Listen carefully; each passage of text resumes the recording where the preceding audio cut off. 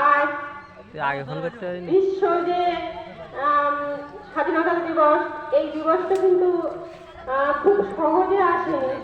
আমাদের দেশ যখন ইংরেজদের হাতে পরাধীন ছিল, তখন যে পরাধীনদের যে ব্রিটিশদের যে অত্যাচার, সেই অত্যাচার এইবার পতাকাটা খেলিয়ে দেখেন।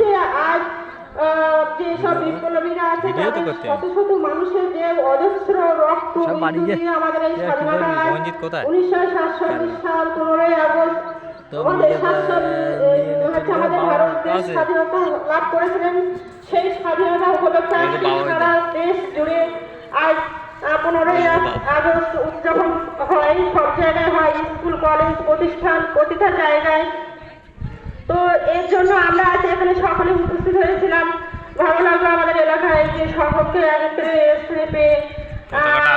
আর সেই স্বাধীনতা উপলক্ষে আমার একটাই কথা বলা, যারা নেতাজি সুভাষচন্দ্র বসু, প্রফুল্ল চাকী, ক্ষুদিরাম বসু, যারা দেশের জন্য আমাদেরকে স্বাধীনতা পাইয়ে দেওয়ার জন্য নিজেদেরকে